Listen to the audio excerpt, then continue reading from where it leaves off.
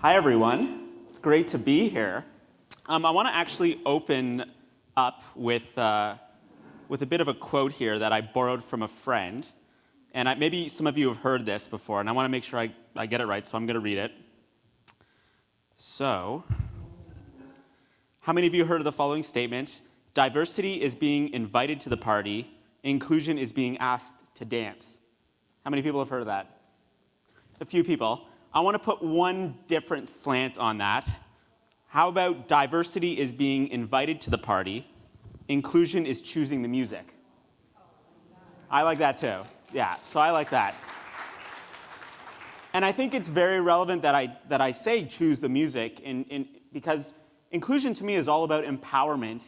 And one thing I want to say before I start is that what I think we can do a better job of is not just recruiting more persons with disabilities to join corporate Canada, to join more nonprofits, to join the public sector, but let's create a leadership pipeline that enables more persons with disabilities to choose the music, to embed it into the culture of an organization. So that's what I want to start off with today. So I want to share my belief today that accessibility and inclusion in the workplace are absolutely crucial. And so I'm going to share some stories and insights from my life, both on and off the tennis court. I feel like I've lived 3 different lives in the last 35 years. And I have 30 minutes to cover this. If you do have questions, think of them now because I'm going to take questions. I think the room is small enough that whatever you have to say, we're all here, we're all supportive, and I can help answer them. So we'll get right to it. You know what I just realized? Did I leave my clicker? No, I didn't. It's right here. Even I lose things. Suhan and I were just talking that I might need glasses, and I'll be the first person to lose them when I get them. So that's me at the age of around 8, 9 years old. I grew up with a disability. So when I was born, the doctors discovered that I had a spinal tumor that was basically wrapped around my spine. 8 days after I was born, the doctors had to surgically remove it, including a kidney, bone, muscle. That left me in a wheelchair at a very young age. It also meant that standing or walking would be incredibly difficult.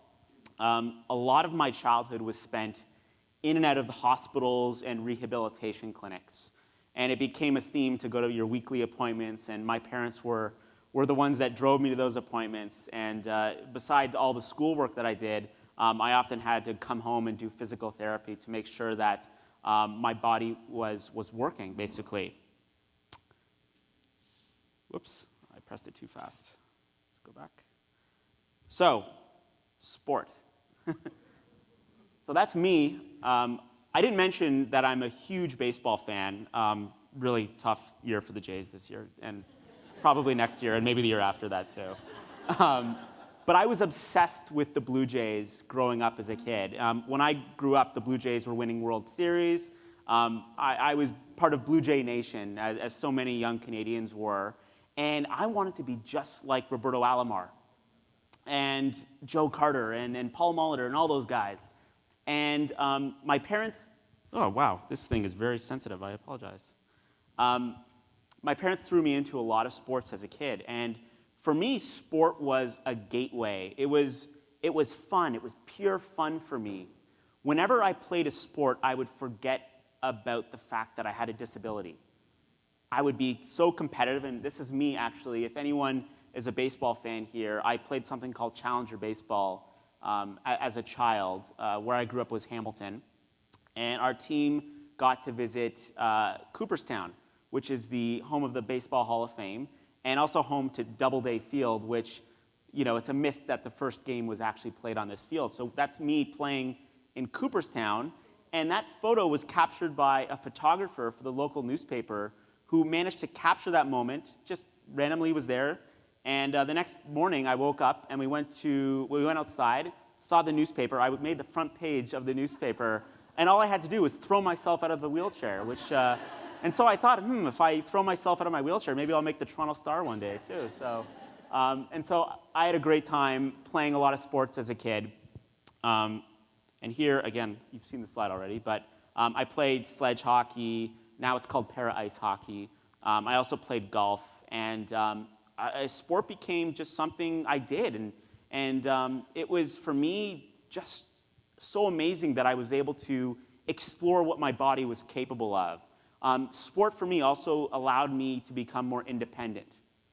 And whenever I have the opportunity to talk to young students, young children who happen to have a disability, I always reinforce the importance of independence. And when I say independence, it can be anything from getting dressed by yourself, tying your own shoelaces, doing things on your own that give you a sense of empowerment. And I think what I noticed as a kid growing up is that a lot of parents would coddle their children with disabilities. And after a while, I mean, I would not want my parents pushing me in front of other kids. I'd be like, no, Mom, I can do this. Maybe if the hill was pretty steep, that would be handy if she helped me. But still, it was very important that I did things on my own, and it was because of sport. I started learning how to be an athlete. School was difficult. School was incredibly difficult for me at times. It's not easy being the only child in a wheelchair, being the only child in your entire school that has a disability. And there were times, especially when I was in grade 7 or 8, that for me, I felt very alone. I had a few friends, but making friends for me was really difficult because I was the guy that was different. No one else looked like me. No one else had a wheelchair. I was painfully shy. And I credit sport with allowing me to sort of get the tools to learn how to communicate with others better, to stand up for myself, to do things that other kids were doing. And I credit wheelchair tennis for that. And I'll get to that right now. So wheelchair tennis. Big misconception, and whenever I deliver a talk on wheelchair tennis, people immediately assume that I play in this wheelchair. And that's not correct. That chair on the left is your everyday chair. The chair on your right is your tennis chair. And can anyone, maybe just get a show of hands, can anyone see the immediate differences between these two chairs? Anyone want to have a guess, if you know a little bit about wheelchair sports, what the key differences between this chair and a sport chair are? You can just shout them out. Yep, so you're strapped into your tennis chair. And the reason why you're strapped into your tennis chair is because it becomes an extension of your body. So basically, you tether yourself to the wheelchair. You have knee straps. You have toe clips. You can't really see that. You have a seat belt. So any little movement that you have in your tennis chair is reflected on the tennis court. And that's very important because the objective in tennis is not only to get to the ball, but to hit the ball over the net and then get back again. And you have to rinse and repeat multiple times. So wheelchair tennis, the major difference between able-bodied tennis and wheelchair tennis is that we get a second bounce. The first bounce has to land within the court lines, the court regulations. The second bounce can land wherever, but it's tennis. And the best thing about wheelchair tennis is that you can play it against someone who's able-bodied. So growing up, when I discovered wheelchair tennis around the age of 13 or 14, I had a neighborhood tennis court. And my brother, some of my friends, we would go down to the tennis court. I would get 2 bounces on my side of the net, and they would get 1 bounce on their side of the net, and it would be amazingly fun. And there's not too many sports like that, and that really drew me in. Because for me, most of the sports that I played, and you saw that before, you only play with other disabled athletes. And that's fun, but for me, what I think is more important is that you be included and you play the same sport as everyone else. And I think that's one of the truly great things about wheelchair tennis. And let me just say, the most satisfying thing about playing wheelchair tennis was beating someone who used 2 legs. And still gives me thrills today whenever I do that. So I like when they try to... All right, you're on. I think there's some tennis courts around here. We'll go to my car and get some equipment. So this is me. Let me click. Is it not? There we go. So that was me at the 2011 Pan Am Games. And the other major thing about wheelchair tennis was that I had the opportunity to meet adults with physical disabilities. And that was important because for a long time as a child, interacting with other kids my age, I was scared about what life would look like in a wheelchair growing up. And this is very common with many children who have disabilities growing up is that you're fearful of what living an independent life is like. You fear that, am I going to meet someone one day? How am I going to drive? How am I going to? Well, when I met my first coach, his name was Frank Peter. Frank at the time was one of Canada's top top Canadian athletes in wheelchair tennis. He had this long hair, just like Andre Agassi. And if everyone remembers that, it's maybe not as in fashion today as it was in yesteryear. But certainly, I was blown away by what Frank could do on the tennis court. Not only did he look cool hitting all these tennis balls and covering the court and just looking like a real athlete, the biggest thing that blew me away was at the end of the session, my first tennis practice with him, I saw him get into his Honda Civic and drive off. And he used a wheelchair. And I was like, wow, I can be just like Frank. And I think it's really important if you have a child with a disability that they meet older athletes or older people who have disabilities. I think those people might feel more comfortable, and I think you're going to learn a lot. And I learned how to be independent because of all these older athletes. If they saw my dad carrying my tennis rackets, my coat, they're like, Joel, why do you have your dad lifting everything? Lift it yourself. If I ordered someone, oh, can you grab me a drink? Joel, get it yourself. And so I learned, okay, I guess I need to take better care of myself and learn ownership. And I think those are really important qualities that really help build me up, especially after tennis. And I think you even see, and that's just not, it doesn't exclude itself just with wheelchair athletes or persons with disabilities, but I think that's an important lesson for all kids to learn how to do things on your own and take ownership. And so my parents would set chores for us, and I was treated like everyone else. But of course, school was still a thing. I had to learn how to interact with others and be friends, and through wheelchair tennis, I just built up confidence. I felt tennis gave me a sense of confidence and, dare I say, swagger that I hadn't experienced. And through wheelchair tennis, I got to travel the world and just do some remarkable things. So I'm so thankful that wheelchair tennis really gave me the opportunity to grow.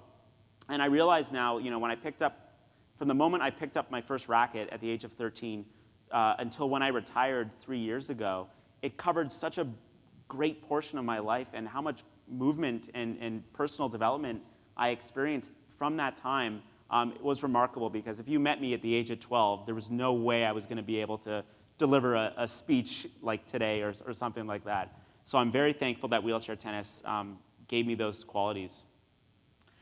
Wheelchair tennis also gave me the opportunity to work with a team. And I know you're saying, well, isn't tennis, you're kind of siloed? Well, yes, but we have something called the World Team Cup and obviously the Paralympics, where you're not there just competing on behalf of yourself. You're there with a team.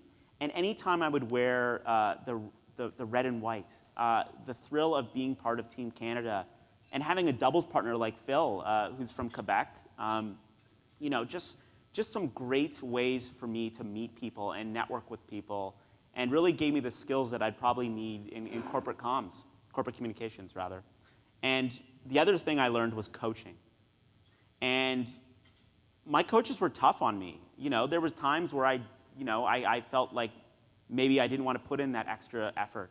But I think when you have that coach that really knows how to get under your skin, that certainly helps me. So I think we should all be so lucky as to have a coach that guides us and mentors us. And I'll say I've needed the same thing as I've entered the workforce since I've retired. I mean, how many organizations have mentorship programs that you're aware of? I mean, that's so important, especially when you hire someone with a disability. So, why did I retire? Well, I played tennis for approximately 16 years, 10 of which were incredibly competitive. And one of the things that happens to every athlete is that you either get burned out or you get cut. And for me, I got burned out. I left at the pinnacle of the sport. I left winning a medal at the Pan Am Games. And I was so honored to do that, but at the same time, I didn't feel like I could equal that performance. And so I was fortunate enough to retire on my own terms. One of the tricky things was, when an athlete retires, what's next? And how many people have heard about athletes struggling to re-enter society, but enter the workforce in a way that can compare with their time as an athlete? When people ask me, how does working in a corporate environment compare with being an athlete?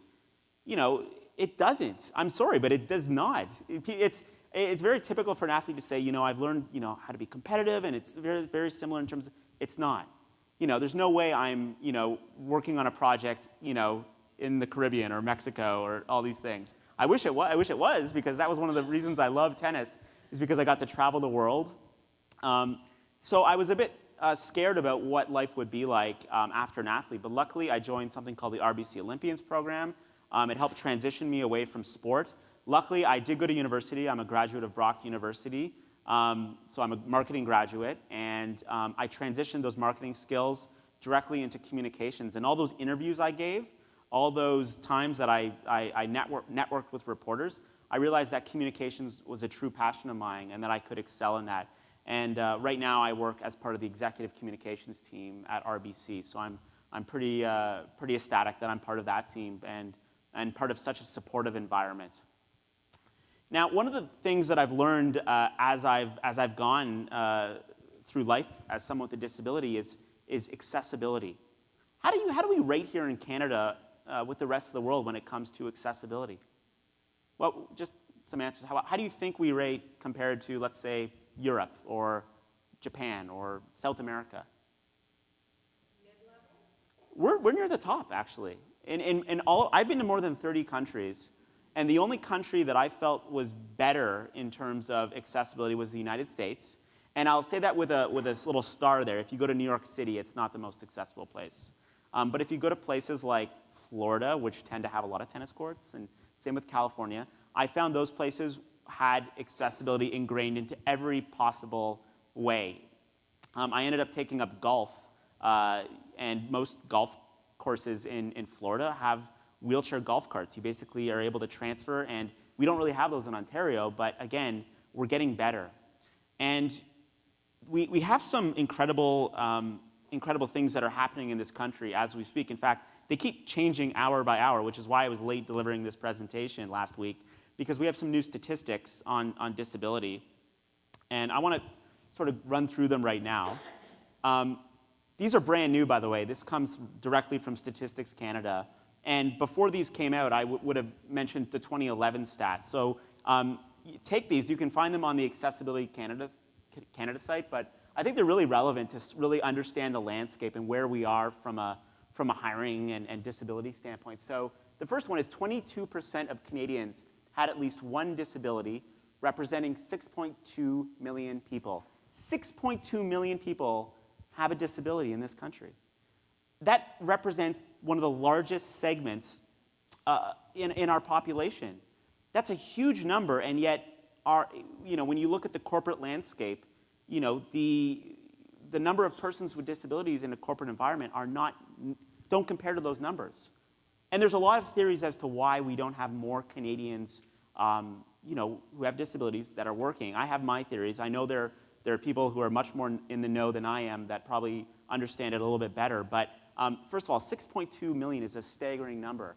So 4 of the most common disability types include pain-related, 15%, flexibility, 10%, mobility, 10%, that's me, and mental health-related, which I didn't unfortunately put in there because I think I felt like the statistic wasn't accurate enough.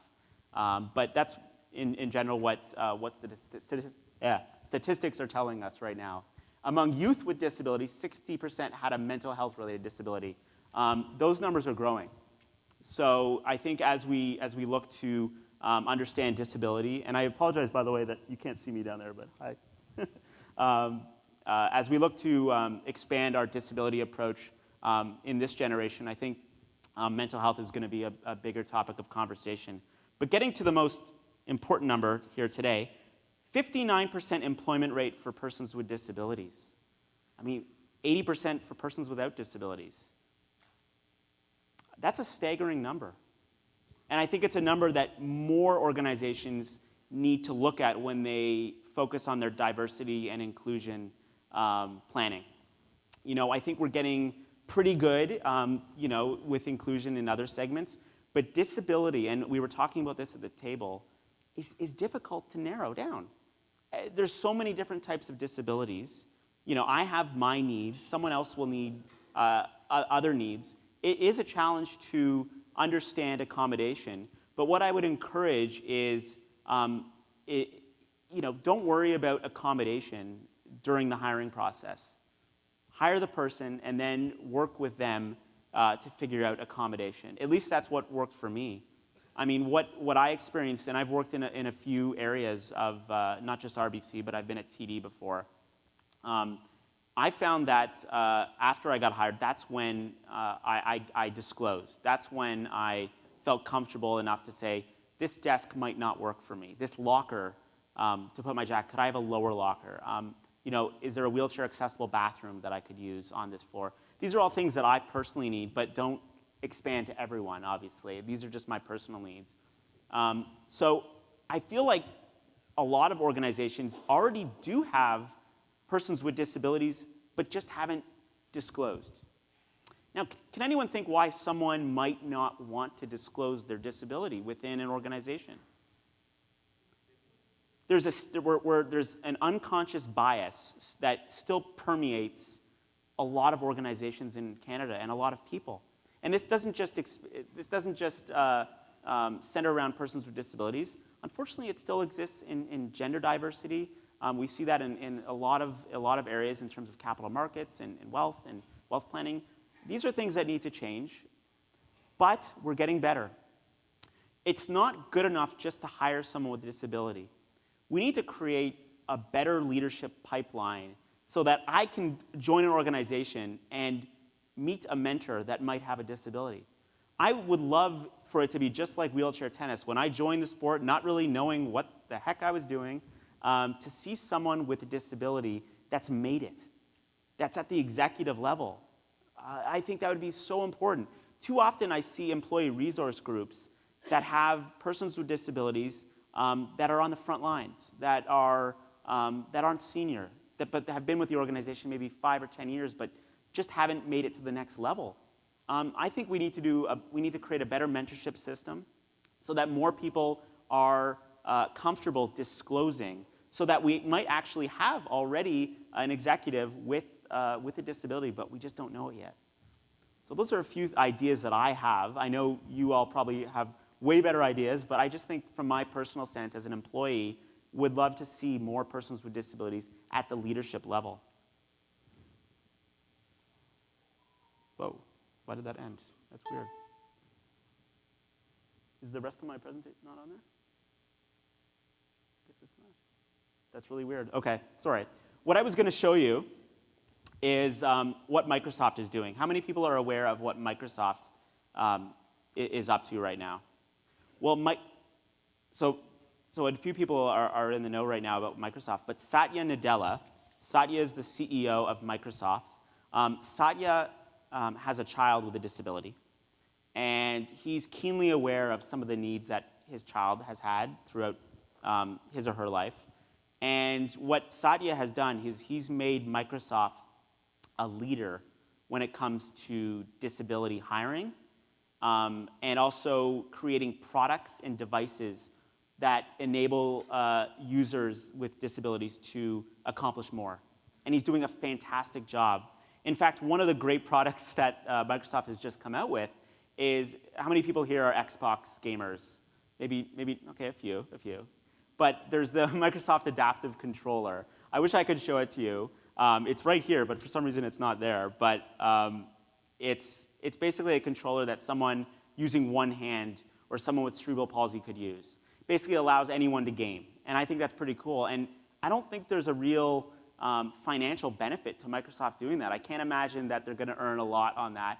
But you know what they got? They got a lot of good PR. And they got a lot of good PR because now people with disabilities are going to be able to use some of Microsoft's products a lot better. And also, Microsoft has a great autism hiring program that was featured. There's a CBS News feature on it, and it's fantastic. realizing that you hire the ability first. You hire the ability first, and then you figure out where they fit best in the organization. For me, I knew, I feel like I could excel in a communications role. That's all I knew. And through HR, I was able to find a role that fit, and I think Microsoft's done a fantastic job. A lot of offices now are converting to open office spaces. Even mine. We're moving to a more agile workspace. And I actually think that's better for persons with disabilities. When I first was a co-op student 10 years ago, I was in a cubicle setting. And the problem with cubicles when you're in a wheelchair is you really can't see above the cubicle. You can't see anything. And with open offices, I feel like I'm more included in conversations now. I'm more included as part of work teams and things like that. So I think, I think that's so much better now that we're moving in that direction. Now, when we talk about how accessible companies are, how accessible our floors are, you know what we never really talk about? We never talk about how the person who's in a wheelchair is going to even get to work in the first place. And I'll tell you a story that happened a few years ago. I had an important meeting, and I was going through Union Station. Anyone been to Union Station lately? Well, it's been bad for about 10 years now, so this is nothing new. And I guess what happened was there was some flood that happened, and this meant the elevators in Union Station weren't going to work. And does anyone know what you have to do when the elevator goes down on the platform level at TTC at Union Station? Do you know? Yeah, pull your hair out. Yeah, that's exactly it. Well, it basically says you have to either go to St. Andrew Station or Queen Station, right? Because King Station is not accessible. So by the way, did I mention it's February? And I'm not going to go outside, and I would have been late for my meeting. So what did I do? I saw a bunch of people going in another direction, and they were going to the escalator. The escalator. I took the escalator. And by the way, I was wearing a suit just like I am today. I had a Starbucks coffee, and I had my laptop like hanging from behind me. The best part of the story was it's Monday morning, it's early. So the best thing was the reaction of the people going the other way while I'm going up. Seeing the most random possible thing that you can see on a Monday morning in Toronto in February, a guy in a wheelchair, sup? And I made my meeting, but literally, I feel like the big problem with Union Station, and it's an unfortunate problem because it's such an old station, is that it hasn't adopted universal design principles that would enable more persons with disabilities to get around. Now, the good news is the newer subway stations and the newer GO stations are starting to adopt this, which is great. By the way, does anyone know what universal design is? Does everyone here know what? Can a person share what they think universal design is? Anyone want to volunteer? Design that works universally. Yes, exactly. And the best way, so when I'm in a school and I talk about universal design, so basically when I'm speaking on the Rick Hansen Foundation, we often go to schools and challenge the school to make something accessible. And I ask them, okay, your school has an entrance that you have to walk up the stairs. And there's also a separate entrance that someone with a disability has to go up a ramp in a separate door. Universal design means everyone can go in the same door. And growing up as a kid, I took the special bus. I had to go in the special entrance. I had to go up the special elevator. I was always separated. And you see how that starts to permeate throughout a school, and you start to think, oh, I have to do things differently. Open office concept means I can use every part of the office just as everyone else can. And oftentimes, when a company is coming up with ideas like grocery delivery benefits everyone. It definitely benefits me, because I hate shopping. But so many businesses now are opening up things that they might not even realize that actually benefit persons with disabilities. And this century is going to be dominated by artificial intelligence. How often are we going to be using artificial intelligence in the coming years? How many people here have an Alexa voice automated system or a Google Play system? It's fascinating. And all those things are benefiting persons with disabilities in incredibly exciting ways. I think when we talk about disability hiring and building accessible programs in business, let's talk about the economic benefit that might happen if we hire more persons with disabilities to make businesses and processes more accessible for customers. One thing I want to leave you with today before we get to questions is, and I wanted to display it here today, but it's basically what Satya says about Microsoft. Satya Nadella, CEO of Microsoft, says, to build the next decade of innovation, Microsoft must take universal design and accessibility to heart. So why don't we remove Microsoft from that quote, and let's say, to build the next decade of innovation, we must take universal design and accessibility to heart. Things are going to be changing dramatically and for the better. And I'd encourage you all to lend your voices and to speak up for inclusion, because I could use it, my colleagues could use it, and more persons with disabilities who unfortunately are on the sidelines right now could use it. So thank you. If there's any questions before we leave today, I'd be happy to take them, just on anything from wheelchair tennis to accessibility, please. And do we have microphones that we could? Yes, so we have a mic runner as well, if anyone has any questions. Does anyone? Yeah, sure. Sorry, just so the captioning can grab it. Yeah, just we're doing captioning, so. All right. Great. These two statements you have, Yes. I don't quite see the connection there. You talk about 59% employment rate for persons with disability, and then you jump to 80% of persons without disability. Oh, sorry. So, you don't talk about the 41% there? Or No. maybe I don't. So 59% of persons with disabilities are currently working. Right. And that, by the way, I should say that encapsulates ages between 15 to 64. At any given moment, people are not working. The 80% is a normal rate for basically persons without disabilities. So right now, the Canadian economy is doing very well. There's a lot of people that are currently working. But again, this new statistic, 59% employment, people, I'm basically saying that there's 59% of us that are working, persons with disabilities. I choose to cover the working part and not the unemployment part. If that Oh, makes sense. I see. You're giving Yeah. Oh, okay. I see what you're trying to do. I guess I could have been more negative and pivoted and said, we're at about 40% right now, but I felt like covering more of the. Well, I see the smile on your aspects. face. Good. Right. Two questions. First of all, when you started with RBC or other jobs that you've had throughout your career, what was beyond the sort of accessibility stuff, but just the attitudes of people, or what sort of stood out that made you feel welcomed in your new job or wherever you were working? Second question, around your play at Doubleday Field where you jumped out. Did you make the play? I hope so. I'd like to think so. We'll go with that then. Maybe I'll just say yes, I did. Yes, absolutely. Okay. Yeah. Or maybe I was just doing it for show. Might have been that. I think in the roles that I've had, and while I was playing wheelchair tennis, I did in fact work. I worked at TD for a number of years and would always try to fit things in like that. To me, the biggest and most important thing was having a manager that was very supportive. A manager that introduced me to friends of hers or his, that would be important. And it was always important that I came into a good team. I mean, I've been part of a situation where we've had teammates or people at work that ignore you. And I feel like we did a test one year at one of the organizations that I work. We did a day where someone would experiment a day in a wheelchair, an able-bodied person with a wheelchair. And what they said to me was, Joel, I've never felt more ignored or hollow than a person in a wheelchair. And I unfortunately, what I do notice in some occasions is that the person in the wheelchair, people are friendly, but you don't feel the same attachment rate, the same pull into conversations.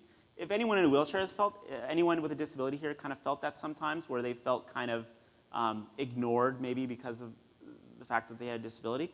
Well, I certainly have when I started, but it wasn't until I spoke up and I took the lead and introduced myself and injected myself into conversations even when maybe I shouldn't have, that maybe things started to change. And unfortunately, not everyone's like that. And I think what's great is that a lot of big companies in Canada have employee resource groups for persons with disabilities. At RBC, we have something called REACH. TD has something very similar. And employee resource groups are a great way to meet other employees with disabilities. And one of the things we do, especially in our recruitment initiatives, we do make a point of talking about REACH and saying, you know, as soon as you join RBC, join REACH, because if you have any questions, we're going to have people that are going to be supportive, and that's the type of structure we have at RBC, and I know it's very similar at Microsoft too. So I think it's very important to get involved and to you know, volunteer time as part of these employee resource groups, because I think it makes it easier when you're transitioning into a new role. Yeah. Oh, Okay. one more question. Yeah. Well, I'm able-bodied, and I have 9 screws in my leg, so I had an accident, right? Have you had any accidents, and how did you get out of that, if you had any? Well, I've had routine injuries. One of the things about being a tennis athlete is we're known as for being very high maintenance. So anytime there's, you know, a bit of rain, they're like, okay, we're done.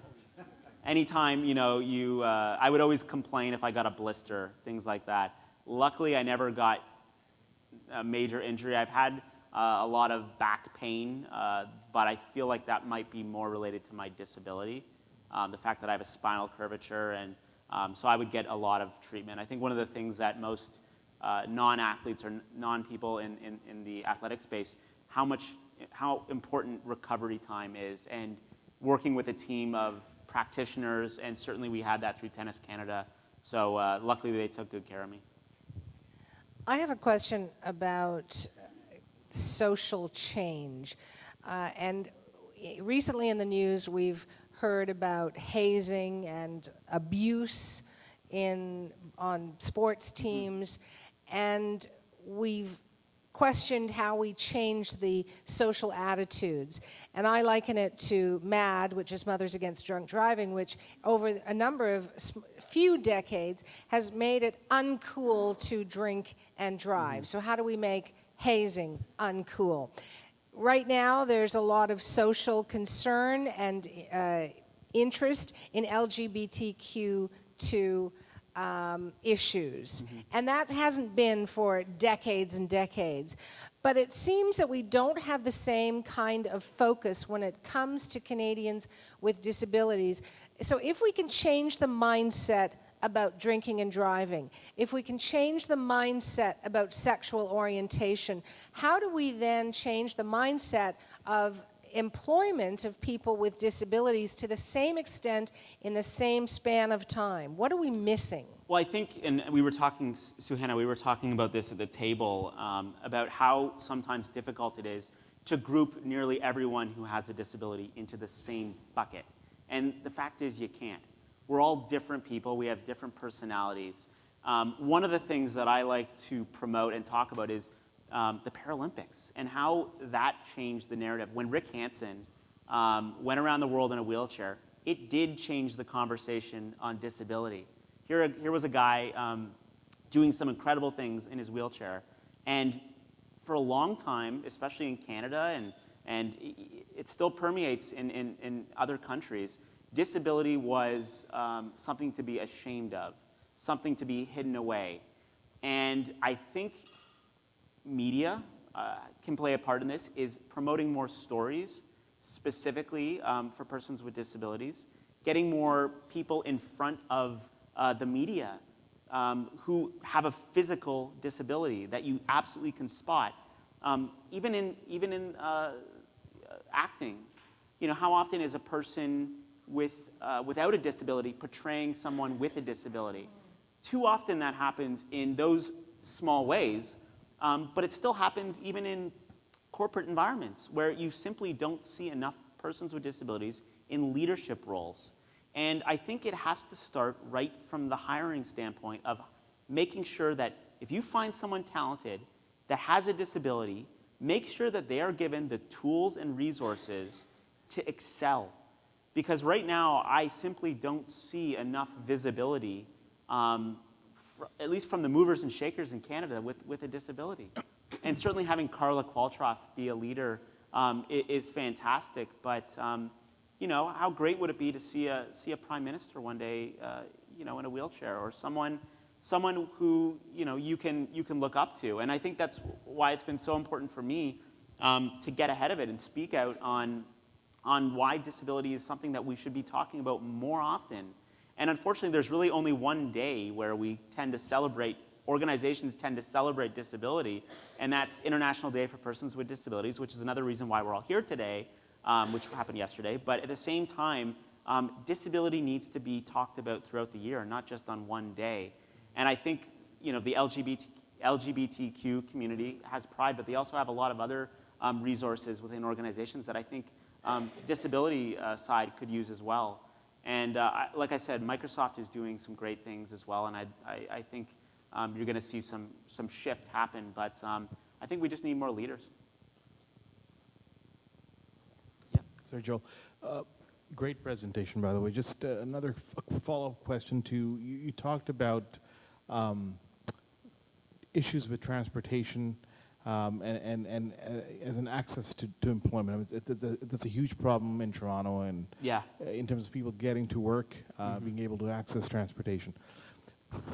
In terms of your personal experiences, having, on the other hand, a post-secondary education through Brock, Yeah. and having the illustrious career that you had growing up and the sports, if you didn't have that, how difficult would you think it would have been to be able to speak to, to get to this level or speak? Because I find that a lot of folks that we're supporting often,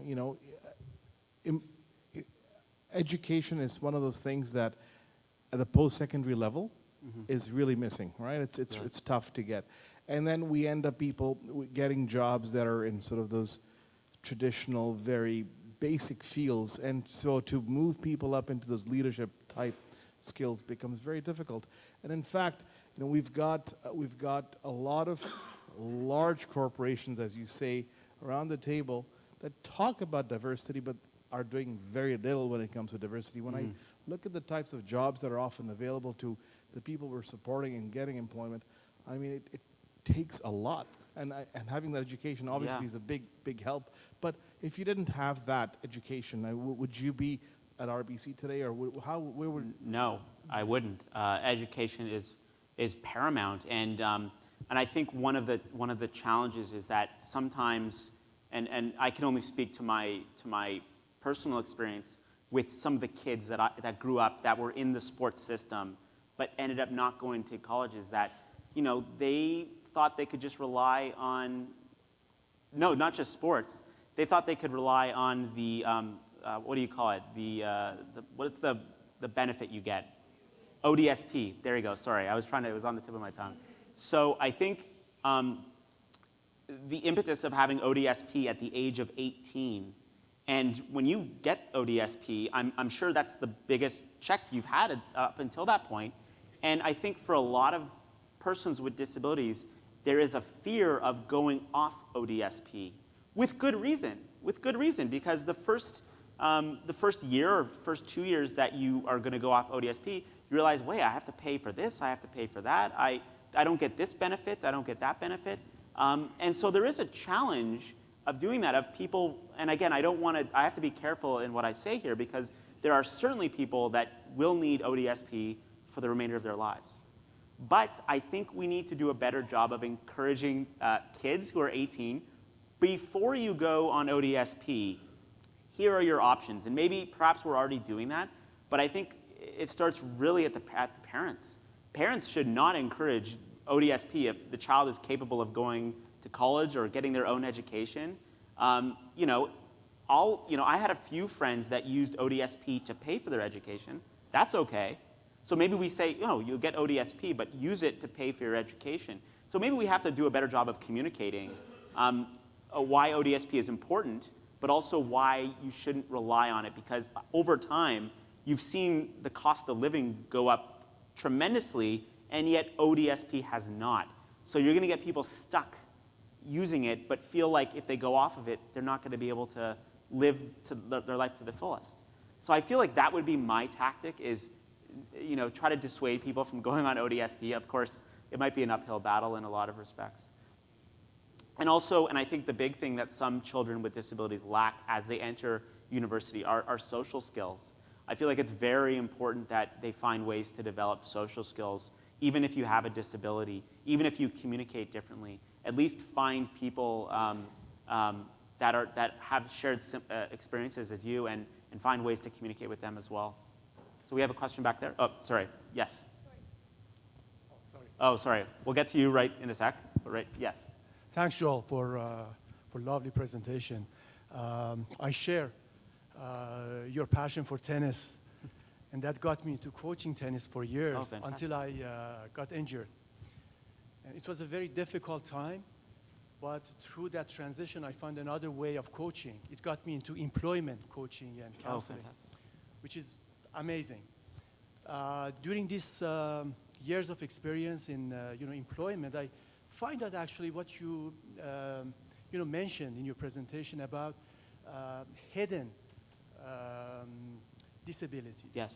or invisible, which more and more I find that there are so many. I don't know about the percentage of the population, but it's huge.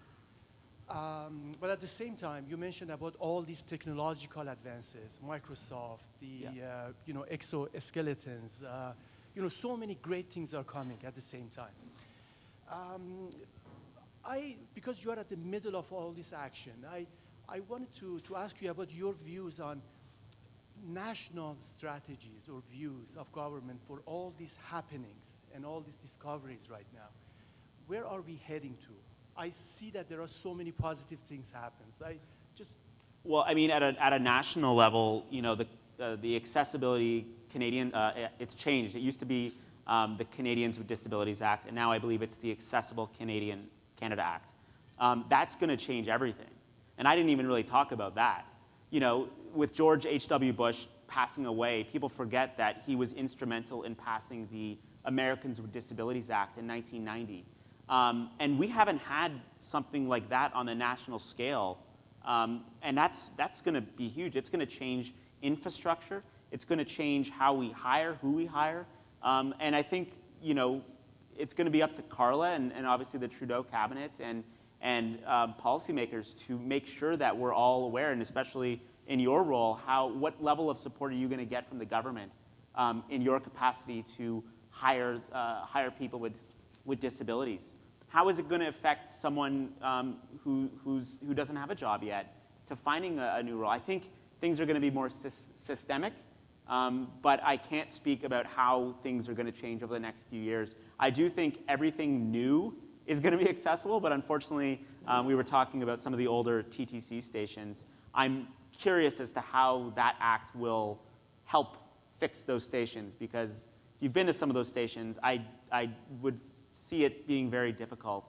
But I think we're going to get a lot more tools and resources from the government. So I'd encourage everyone to follow Accessible Canada on Twitter. Those statistics come right from them, and they're at the forefront. And I'm very supportive of this act, and I think we've needed it for a long time. We have time for one more question. Was there one at the back? Yeah. Yes, sir. Yeah, so going back to your tennis career, I know there's probably significant costs in getting a wheelchair. What do we do for youth who are low income but very talented at a sport, say like tennis, where a custom chair needs to be developed? Is that a limitation in itself? Oh, that's not just for someone with a disability, it's everyone. The cost of getting your kids involved in hockey, getting involved in a lot of sports are going up. Renting hockey rinks in this country are incredibly expensive.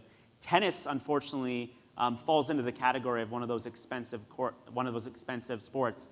Not because of the physical act of playing tennis is expensive. The tennis rackets are, $100 to $200. But private coaches, the tennis chair itself was $8,000. And what I would encourage, if you know anyone that's in support of needs new equipment, the Canadian Tire Jumpstart program is a great program that has really helped persons with disabilities who are playing sport as well. Because what happens is that accessible equipment tends to cost a bit more. As you might know, getting a sledge for sledge hockey is very, very expensive. I would say NSOs are getting pretty good at that. So Wheelchair Basketball Canada has a chair rental program. The Ontario Wheelchair Sports Association has a rental program where literally you spend $5 a month to get a chair. I always encourage people, never buy your wheelchair first. Try out the sport in one of these demo chairs. If you really like it, then you can look for. I had to find sponsors. I sent out pitches to, which helped me for communications. I had to send pitches out to companies to get their support. And it was always difficult because Paralympic sport doesn't get the visibility that able-bodied sports do. So it's always a challenge, but the Canadian Tire Jumpstart program is a good piece to look to. Join has a small token of appreciation for you. Ladies and gentlemen, Joel Demby. Thank you. Thank you. Wonderful, and you were great. You had lots of great questions. Appreciate it. Thank you, everyone. Thanks.